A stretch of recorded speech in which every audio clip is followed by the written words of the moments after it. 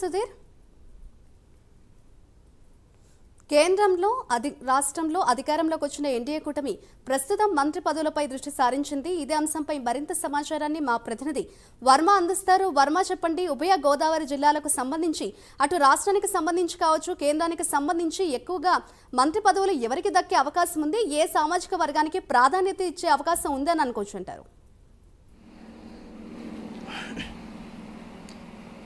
Yes Madhuri, ప్రస్తుతం కేంద్రంలోని ఇటు రాష్ట్రంలోని ప్రస్తుతం పూర్తి మెజారిటీతో అనూహ్యమైన గెలుపుతో పూర్తిగా ఏదైతే కూటమి అభ్యర్థులు సంచలనం సృష్టించారు, దానిలో భాగంగానే అందలం ఏదైతే క్యాబినెట్లోకి సంబంధించి రాష్ట్రానికి సంబంధించి అలాగే కేంద్రానికి సంబంధించి ప్రత్యేకమైన ఒక స్థానాలను అయితే ఖచ్చితంగా ఈ కూటమి ఆంధ్రప్రదేశ్ రాష్ట్రంలో ఏర్పడినటువంటి కూటమి సభ్యులు పొందబోతున్నారా అన్నది ఇప్పుడు ప్రస్తుతం తాజాగా చర్చ నడుస్తోంది. రాష్ట్ర వ్యాప్తంగా క్యాబినెట్లోకి ఎవరు వెళ్ళబోతున్నారు? ముఖ్యంగా ఏదైతే 9వ తేదీన నరేంద్ర మోడీ ప్రమాణ స్వీకారం తొలుత కేంద్ర ప్రభుత్వం ఏర్పాటు కానుంది. అటు తర్వాత రాష్ట్ర ప్రభుత్వానికి సంబంధించి చంద్రబాబు సీఎంగా 12వ తేదీన ప్రమాణ స్వీకారం చేయనున్నారు. అయితే కేంద్రానికి సంబంధించినంత వరకు 9వ తేదీ మోడీ ప్రమాణ స్వీకారం తర్వాత సాయంత్రమే సెంట్రల్ క్యాబినెట్కి సంబంధించి పూర్తిగా కూడా ప్రకటన చేసే అవకాశం ఉంది. అందులో రాష్ట్రానికి ప్రత్యేకమైన స్థానాలు అయితే ఇప్పటికే చర్చల్లో వచ్చినట్టుగా సమాచారం తెలుస్తోంది. ముఖ్యంగా కేంద్ర క్యాబినెట్లోకి పార్లమెంటరీ స్పీకర్గా, ముఖ్యంగా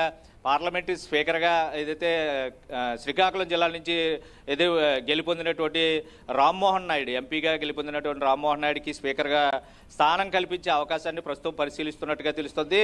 ఏదైతే నరేంద్ర మోడీ గెలుపు తర్వాత 5వ తేదీ ఒకవైపు చంద్రబాబు, పవన్ కళ్యాణ్ కూడా వెళ్ళి నరేంద్ర మోడీతో స్వయంగా చర్చించిన తర్వాత అటు తర్వాత ఎన్డీఏ పార్టీ సమావేశంలో కూడా ఈ విషయాలన్నింటినీ కూడా చర్చించినట్టు అయితే తాజా సమాచారం తెలుస్తుంది. అలాగే సెంట్రల్ క్యాబినెట్కి సంబంధించి పూర్తి స్థాయిలో ఒక కేంద్ర మంత్రి పదవి అలాగే 2 సహాయ కేంద్ర మంత్రి పదవులను కూడా ఇచ్చే యోచనలో ప్రస్తుతం కేంద్రం సంబంధించి ఉంది ఆలోచనలోనే. ఆ విధంగానే ఇప్పటికే చర్చ నడిచినట్టుగా తెలుస్తుంది. అయితే అది పూర్తిగా ఏదైతే ఒక అనపర్తి నుంచి రాష్ట్ర క్యాబినెట్కి సంబంధించి అలాగే ఆ ప్రాతినిధ్యం వచ్చినటువంటి పార్లమెంటు దగ్గుబాటి పురంధేశ్వరికి సంబంధించి కేంద్రంలో కూడా మంత్రి పదవి వచ్చే అవకాశాలు కనబడతా ఉన్నాయి. అలాగే రాష్ట్ర క్యాబినెట్లోకి నల్లమల్లి రామకృష్ణారెడ్డిని కూడా అనపర్తి నుంచి గెలుపొందినటువంటి అతను సీనియర్ ఎమ్మెల్యేగా ఉన్నారు. ఇప్పటికి 3వసారి ఎమ్మెల్యేగా కొనసాగిన నేపథ్యంలో అతనికి కూడా మంత్రివర్గంలో స్థానం ఉంది.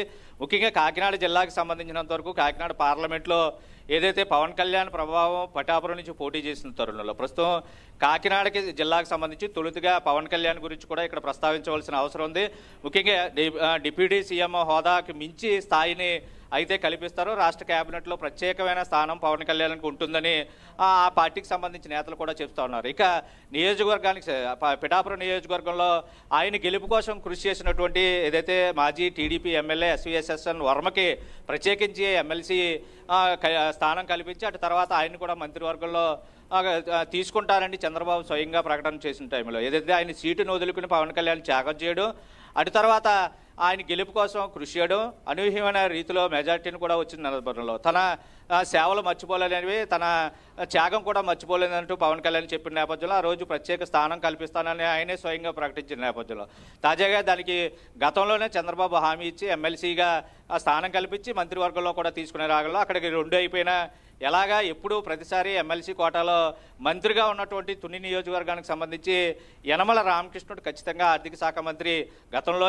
ఆ ప్రభుత్వం టీడీపీ ఏర్పడిన ప్రతిసారి ఆర్థిక శాఖ మంత్రిగా ఆయన ఇప్పటికే చాలాసార్లు పనిచేసిన నేపథ్యంలో పూర్తి స్థాయిలో ఆయనకి తుని నుంచి కూడా మళ్ళీ ఆర్థిక మంత్రిగా అయితే యనమల రామకృష్ణుడికి అయితే అవకాశం కల్పించే సూచనలు ప్రస్తుతం కనపడతా ఉన్నాయి. ముఖ్యంగా ఇక మిగిలిన ఏదైతే జగ్గంపేట నియోజకవర్గానికి సంబంధించినంత వరకు జ్యోతుల్ నెహ్రూ, ముఖ్యంగా ఆయన రైతు కుటుంబం నుంచి వచ్చిన వాడు, వ్యవసాయదారుడు, ఆ నియోజకవర్గంలో మంచి పట్టున్న వ్యక్తి, ఇరిగేషన్ శాఖకి ఆయనపై ఒక పట్టున్న వ్యక్తిగా అతనికి ఇప్పటికే చాలా పేరు ప్రఖ్యాతులు కూడా ఉన్న నేపథ్యంలో జ్యోతుల్ నెహ్రూ ఏదైతే జగ్గంపేట నియోజకవర్గం నుంచి ప్రాతినిధ్యం వహించి అనూహ్యమైన మెజారిటీతో గెలుపొందినటువంటి జ్యోతుల్ నెహ్రూ కూడా మంత్రివర్గంలో ఇచ్చే అవకాశం అయితే కనపడుతోంది. ఇక అంబేద్కర్ కోనసీమ జిల్లాకు సంబంధించినంత వరకు రాజోల్ నియోజకవర్గంలో తొలిసారి జనసేనకి పురుడు పోసి తొలి సీటు సంపాదించుకున్న తర్వాత అటు తర్వాత సంక్షేమం కోసం అంటూ జాయిన్ అయిపోయిన తర్వాత తాజాగా అక్కడ ప్రజలు మళ్ళీ ఏదైతే జనసేనకే పట్టం కట్టి పూర్తి స్థాయిలో భారీ మెజారిటీతో గెలిపించినటువంటి దేవర ప్రసాద్కి, ముఖ్యంగా రిటైర్డ్ ఐఏఎస్ ఆఫీసర్గా ఆయన ఉండడం, ఏదైతే ప్రభుత్వ పరిపాలనా విభాగంలో ఆయనకు ఉన్నటువంటి అనుభవం, ఆయనకు ఉన్నటువంటి విద్యా ప్రమాణాలు, వీటన్నిటిని దృష్టిలో పెట్టుకుని రాజోలు నియోజకవర్గం నుంచి గెలుపొందినటువంటి దేవర ప్రసాద్కి ఇచ్చే అవకాశం కనపడుతుంది. ఇంకా కాపు సామాజిక వర్గానికి సంబంధించి అంబేద్కర్ కోనసీమ జిల్లాలోని కొత్తపేట నియోజకవర్గంలో సౌమ్యుడిగా పేరుండి గతంలో ఎమ్మెల్యేగా పనిచేసినటువంటి ఇప్పుడు నియోజకవర్గంలో కూడా భారీ మెజారిటీతో నెగ్గినటువంటి బండారు సత్యానందరావుకి కూడా మంత్రివర్గంలో స్థానం కల్పించే అవకాశం ఉంది. ఇక ఈ రెండు కాకుండా కోనసీమ జిల్లా నుంచి ఒకవేళ ఓసీ కోటాలో కనుక ఛాన్స్ వస్తే మండపేట వేగుల జోగేశ్వరరావు 4వ సారి ఆయన టీడీపీ తరపున పోటీ చేసి 4 సార్లు కంచుకోటగా మండపేటను అయితే నిలిపిన పరిస్థితుల్లో ప్రస్తుతం మండపేట నియోజకవర్గం నుంచి ప్రాతినిధ్యం వచ్చిన ఎమ్మెల్యే జోగేశ్వరరావుకి మంత్రి పదవి కూడా వచ్చే ఛాన్స్ ఉంది. అయితే 3 పార్టీలకి సంబంధించిన నేతల నుంచి కూడా కొంత ఒత్తిడి ఉంది, అలాగే పార్టీ సీనియర్ల నుంచి కూడా కొంత ఒత్తిడి ఉంది. అలాగే ఏదైతే కూటమి సభ్యుల్లో ప్రభుత్వాన్ని ఏర్పాటు చేసే సమయంలో అటు ప్రాంతీయంగానే సామాజిక సమీకరణాలు బేరీజు వేసుకుని పూర్తి స్థాయిలో మంత్రి పదవులను అయితే కేటాయించే పరిస్థితులు ఉంటాయి. కాబట్టి రాష్ట్ర మంత్రివర్గానికి సంబంధించినంత వరకు పూర్తిగా కూడా ఆ సమీకరణాలు అన్నీ బేరీజు వేసుకుని ఈ ఏదైతే కేటాయింపులు అన్నవి ఉంటాయని ఒకవైపు సీనియర్ రాజకీయ నాయకులు అయితే చెప్తున్న పరిస్థితి అయితే ఉంది. అయితే ప్రధానంగా తూర్పు తీర్పే ఏదైతే రాష్ట్ర వ్యాప్తంగా కూడా సంచలనం సృష్టిస్తుంది. ప్రతి ఎన్నికల్లోనూ కూడా ఇదే సంస్కృతి కొనసాగుతున్న నేపథ్యంలో, ఎందుకంటే అభివృద్ధి పరుగులు పెట్టించాలంటే తూర్పు నుంచి అది ప్రారంభం కావాలన్న ఉద్దేశం ప్రతి రాజకీయ పార్టీ కూడా యోచిస్తుంది. గతంలో జిల్లాకి 2 చొప్పున కాకినాడ లేదా అంబేద్కర్ కోనసీమ జిల్లా లేదంటే తూర్పుగోదావరి జిల్లా ముగ్గురికి సంబంధించి 6 మంత్రులు ఇక్కడ కేటాయించినా సరే పూర్తి స్థాయిలో అభివృద్ధి అన్నది ఎక్కడా లేని కారణంగా ఈసారి ఆ తప్పు చేయకూడదని ఒక సందేశాత్మకంగా పూర్తిగా కూడా ముందు నుంచి ఒక ప్రత్యేకమైన కూర్పుతో అయితే కేబినెట్ రెడీ కాబోతుంది. రాష్ట్రానికి సంబంధించినంత వరకు ఈసారి ప్రాంతీయంగానే సామాజిక పరంగా కూడా అన్నీ బ్యాలెన్స్ అయ్యి ఎటువంటి ఇబ్బందులు లేకుండా కేబినెట్ కూర్పు అయితే చేసే యోచనలో ఉంది. అలాగే కేంద్ర కేబినెట్ కూడా ముఖ్యంగా ఏదైతే కేంద్ర మంత్రి పదవి ఒకటి, అలాగే సహాయ కేంద్ర మంత్రి పదవులు అయితేనో పార్లమెంట్ స్పీకర్కి సంబంధించి ఇక్కడ ఆంధ్రప్రదేశ్ రాష్ట్రానికి ప్రత్యేక స్థానాలు అయితే కల్పించే యోచన ఉంది.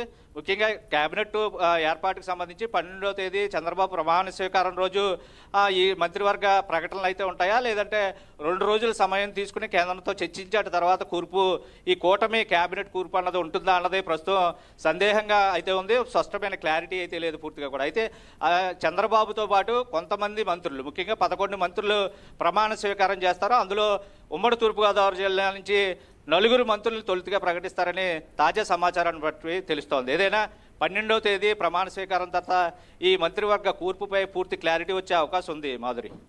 Right, thank you Varma. ఇదే అంశంపై మరింత సమాచారాన్ని రాజమండ్రి నుంచి మా ప్రతినిధి అంజబాబు అందిస్తారు. అంజబాబు, చెప్పండి, రాజమండ్రి నుంచి ఎక్కువగా మంత్రి పదవులకు సంబంధించి ఎవరికి ఛాన్స్ ఉంది? అలాగే బీజేపీ నుంచి పురంధేశ్వరి ఘన విజయం సాధించడంతో అటు కేబినెట్లో చూసుకుంటే కేంద్రానికి సంబంధించి ఆవిడకి అక్కడ మంత్రి పదవి దక్కే అవకాశం ఉందని అనుకోవచ్చు అంటారా?